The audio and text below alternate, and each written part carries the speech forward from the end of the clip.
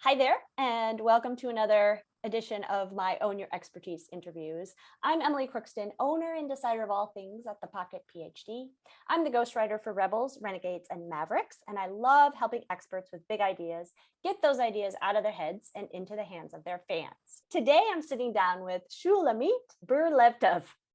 Shulamit is the entrepreneur's therapist, and that's in fact the name of her business. She helps women identifying entrepreneurs and solopreneurs uplift their mindset and pilot their emotions so they can overcome the anxiety and isolation of running a business.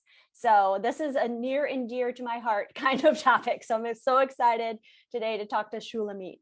Thank you for speaking with me. Would you like to tell us a little bit more about who you work with and what you do? So as you mentioned, I'm the entrepreneur's therapist. So I use a combination of therapeutic and coaching tools to support women entrepreneurs with their mental health, basically, because I don't know about you, but what I have discovered running my own business and working with women entrepreneurs is it's a shit show, right? It can be an emotional shit show. You're up, you're down, you're up, you're down, and that takes a toll. And if you haven't got somebody to ride with you, it can be much harder on you than it has to be.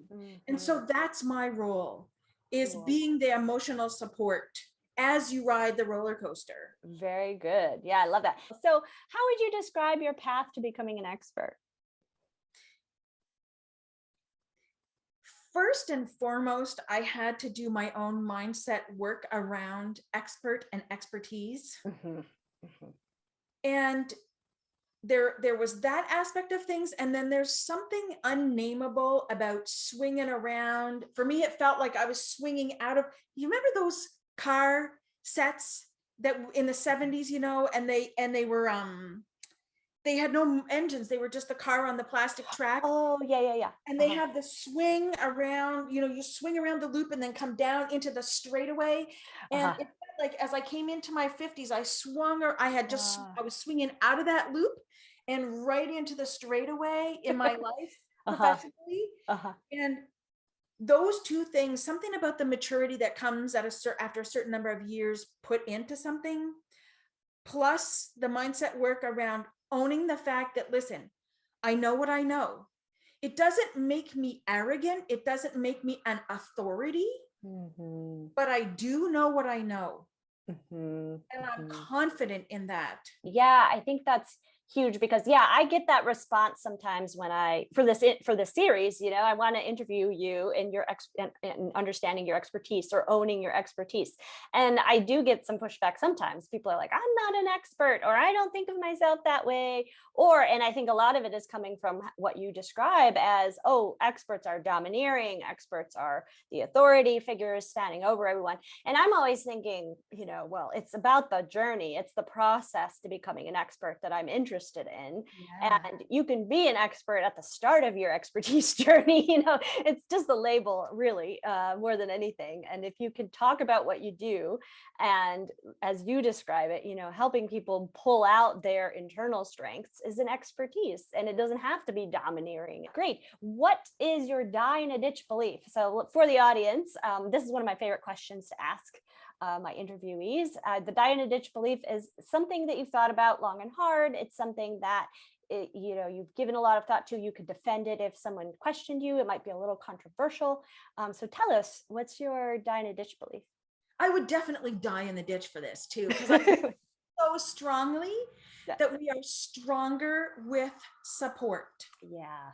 And working in the mental health arena, as a straight up general trauma and anxiety therapist prior to this, and now working with women entrepreneurs and their mental health, there is a social belief that that asking for help makes us weak, that needing help makes us weak, that breaking down makes us weak. And so I'm inviting you to consider the little, when there's a new development and they put in the new trees, and these are little trees, they come though with great big root balls, right? And they put the little tree in the ground with a big root ball, And then they run those guide wires up, and they have the little rubber ring around it. And they also sometimes put this stuff around this, not the stem of the tree, the trunk, the little trunk, to protect it from nibbles, right? How much stronger is that tree with all those things in place for it? Yeah. How much better is it going to do? Right. Trees are innately strong. But when you think of it this way, you can see it's clear. The tree is stronger with support. And the same thing is true for us. We are strong already, and we are so much stronger with support. I do think you're right that there's this stigma around asking for help, just the same way you describe it. And I'm really interested in this connection between trauma and entrepreneurship, in that way. Not, I don't think anyone's trying to say that, you know, owning a business is traumatic, although maybe in some ways, yeah. But the connection between, you know, when you've been traumatized, the shame around it or the fear of asking for help. And I think you see some of those similarities among entrepreneurs. So it's fascinating to me that there's that connection. Last question. I'm really curious about this, and I loved your answer in the questionnaire. To talk a little bit about your personal self-awareness practice. As I mentioned, I'm trained in experiential psychotherapy. I'm trying to figure out the Reader's Digest condensed version of this. Sure. So this is my third career, and during my second career, I was a translator, which is translating French to English documents. Oh, cool. Like interpretation is the live and translation is the typing thing. So while I was very passionate about that, along the side, because I was a yoga teacher at the time, I was engaged in other trainings.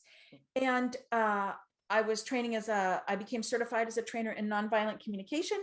And as part of that, I encountered the focusing technique, which is the peer practice of experiential psychotherapy. So I got trained in that as a peer, and there's a peer exchange community all over the world. So 3 times a week for a minimum, I sit with a peer who's also trained, and we support one another in this kind of inner journey and self-support. So that then led me to become trained as an experiential psychotherapist, because that's the peer side of the therapy. But it's still always, and today, from 2006 or 7, when I first started, right through to now, that's the core of my self-care. Peer support, minimum 3 times a week. Nice. And for example, when my brother died a few years ago, very suddenly, he's 6 years younger than I, so I don't think he was 40 at the time. And I was really like, oh my goodness, what's happening with my life? I think I have to like divorce my husband, quit my job, move, right? I was freaking out. And then I realized, oh, it's around my brother's death. And I put a call out to my community, and I focused every day for 30 days straight. And the world, like, I just sent to the community, and I said, I need to I have from 7 to 8 p.m. Eastern every day. Who can sign up for this? And I had more people signing up than I had slots. Wow. This is what made it possible for me to get through what I needed to around his death. That's how much I believe in the practice and how important it is to me. Yeah, that's huge. That's amazing. Yeah. I've heard that a lot of therapists and psychologists have these peer groups, and it sounds amazing. If I could find some ghostwriters join together and talk through, you know, something, you know, where someone knows so intimately your day to day, I could see how helpful it would be, and especially after a crisis or during a crisis like you're describing. I've enjoyed this conversation so much. Can you tell us how people can find out more about you? Sure. So they can start on Instagram. I'm at the Entrepreneur's Therapist with underscores between the words. So I'm grateful for show notes. Those will be so helpful. Yes. And if you start at my Instagram profile, you'll see that I have all the links there to find me all the places. Awesome. Thank you so much. Thank you, Emily.